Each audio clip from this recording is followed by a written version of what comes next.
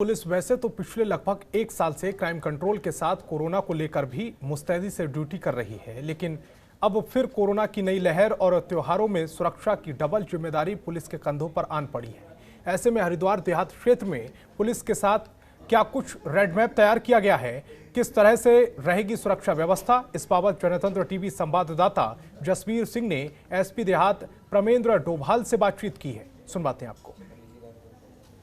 हरिद्वार देहात क्षेत्र में क्राइम कंट्रोल और अब कोरोना की दूसरी लहर शुरू हो गई है। कहीं ना कहीं पुलिस प्रशासन अलर्ट पर है। हमारे साथ में जुड़े हुए हैं एसपी देहात प्रमेंद्र डोभाल जी। बात करेंगे सर, जिस तरह से पुलिस वैसे तो पहले भी बहुत ज़्यादा अवेयरनेस कर रही थी लोगों को भी, और अब जिम्मेदारी और बढ़ गई है क्राइम के साथ साथ में आपको कोरोना की भी दूसरी लहर शुरू हुई, किस तरह से देख रहे हैं? देखिए, सबसे पहले तो ज़रूरी ये है कि हम अपने जो कर्मचारी हैं उनको इससे जो आने वाला जो खतरा है जो और बढ़ रहा है इससे अवेयर करें, वो खुद से अपना सुरक्षा का ख्याल रखें। साथ में जो पब्लिक से कैसे इंटरेक्ट करना है या पब्लिक को किस तरीके से इंटरेक्ट करना है उसके लिए भी हम लोग कोशिश कर रहे हैं और इनको भी हम लोग अवेयर करने की कोशिश कर रहे हैं। एक और आपके नेतृत्व में पूरे देहात क्षेत्र में शराब और स्मैक यानी खासतौर पर नशा विरोधी अभियान चला जा रहा है। कितनी टीमें आपकी काम कर रही हैं, जिससे खासतौर पर मंगलोर आपका ज़्यादा संवेदनशील है, लक्सर खानपुर बॉर्डर के इलाके जो किस तरह चल रहा है? ये नशे के विरुद्ध जो है हमारे माननीय डीजीपी महोदय द्वारा ही एक इसमें अभियान चलाया गया है और उसमें समस्त जनपदों के साथ साथ हरिद्वार जनपद में भी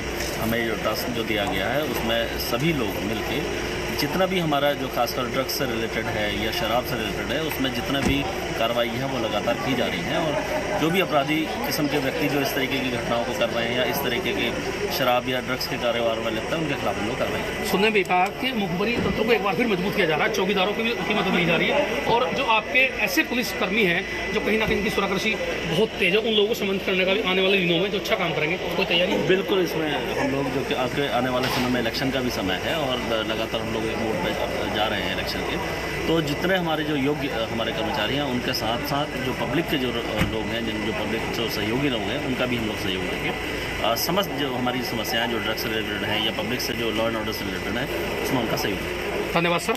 तो ये थे प्रमेंद्र डोभाल जी जो साफ तौर पर कह रहे हैं कि पुलिस ने एक बार फिर कमर कस ली है क्राइम कोरोना के साथ साथ में। अब आने वाले दिनों में जिस तरह चुनाव की सुगबुगाहट है उसे लेकर भी तैयारियां की जा रही है। आने वाले वक्त में पुलिस और सजग रह करके काम करेगी, ये इनका दावा है। जसवीर सिंह, जनतंत्र टीवी, लक्सर। सितारगंज में प्रांतीय उद्योग व्यापार मंडल के लिए वोटिंग लगातार जारी है। मतदान सुबह 8 बजे से शुरू हुआ और कुल 2817 लोग अपने वोट का प्रयोग कर रहे हैं। सितारगंज के महाराजा अग्रसेन ट्रस्ट में प्रांतीय उद्योग व्यापार मंडल के लिए चुनाव प्रक्रिया की जा रही है। व्यापार मंडल में अध्यक्ष पद पर 2 प्रत्याशी, महामंत्री पद पर 3 प्रत्याशी और कोषाध्यक्ष पद पर 3 प्रत्याशियों ने अपना भाग आजमाया है।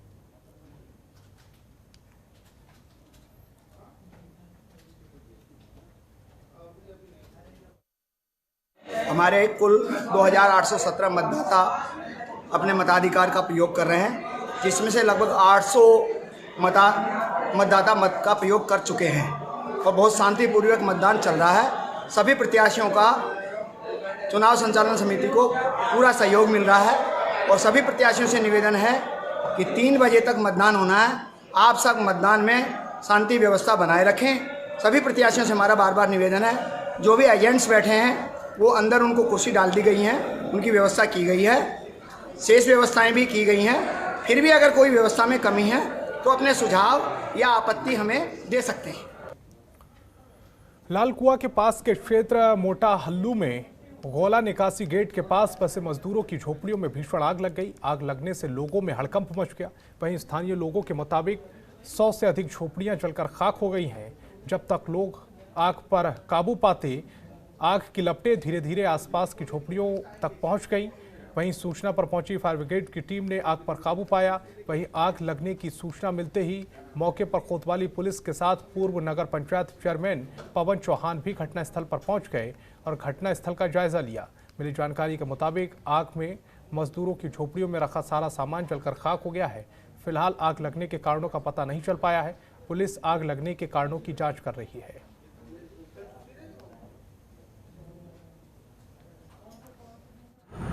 देखिए, फायर ब्रिगेड तो यहाँ से शांतिपुरी से लेके गोरा पड़ाव वहाँ शीश महल तक हर जगह तो फायर ब्रिगेड नहीं खड़ी की जा सकती और बाकी फायर ब्रिगेड हर जगह सरकार की तरफ से उपलब्ध ही है।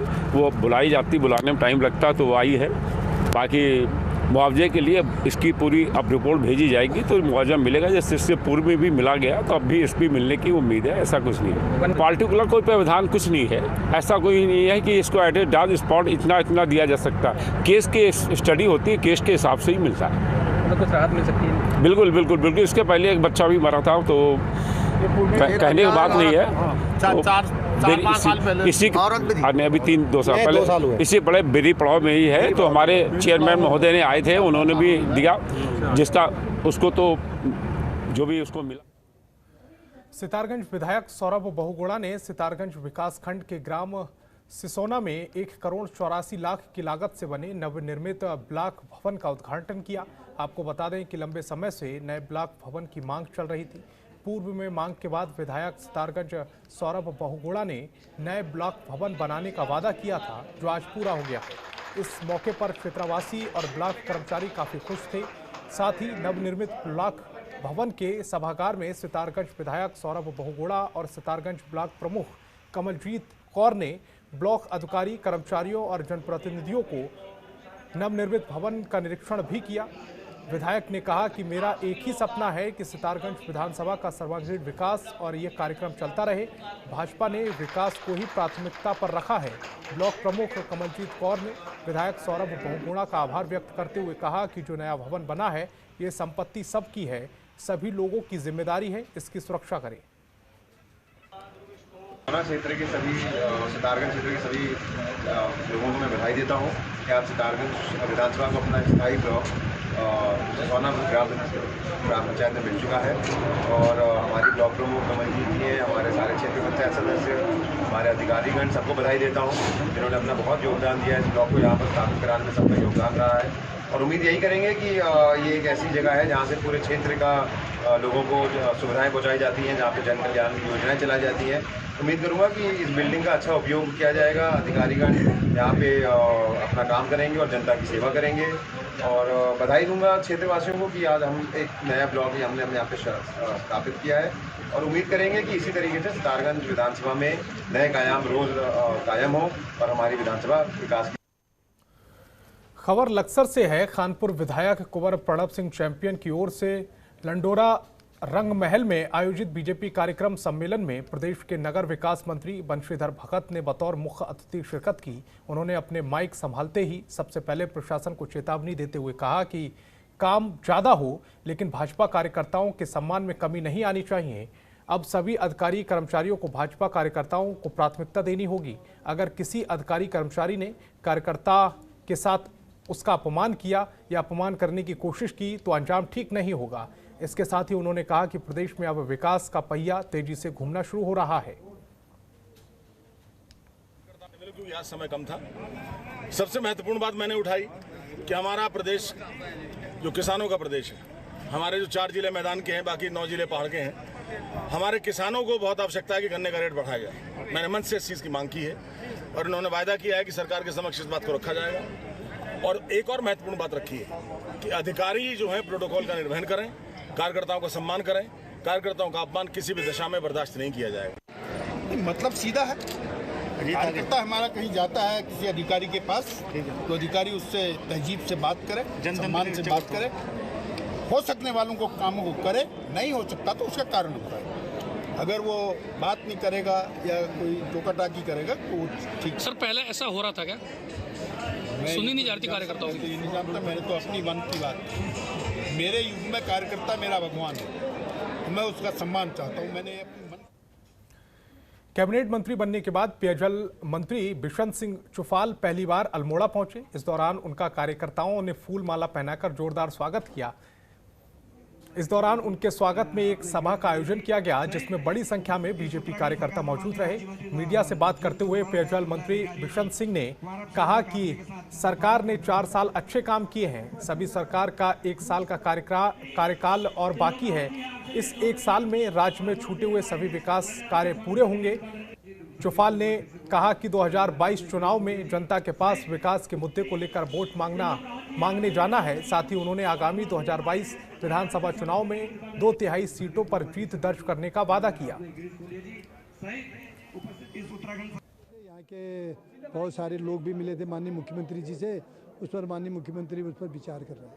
पेयजल के इस समय पूरा संकट है पूरे प्रदेश में, विशेषकर अल्मोड़ा जनपद। अल्मोड़ा जनपद में जितने भी हमारे जो स्रोत थे उन स्रोतों में पानी का डिस्चार्ज कम हो चुका है। कोसी नदी में भी पानी कम हो चुका है, जिससे अल्मोड़े में पानी की समस्या अन्य जनपदों के माध्यम से भी ज़्यादा समस्या है। इसलिए सरकार हम चाह रहे हैं कि सबसे घर घर पानी पहुँचे। टैंकरों के माध्यम से हम घर घर तक पानी पहुँचाएंगे। जहाँ पर टैंकर नहीं जाएंगे वहाँ पर हम हेड लोड से खच्चरों के माध्यम से घर घर तक पानी पहुँचाएंगे। खबरों के निष्पक्ष विश्लेषण के लिए सब्सक्राइब करें Jantantra TV and press the bell icon. Never miss any update.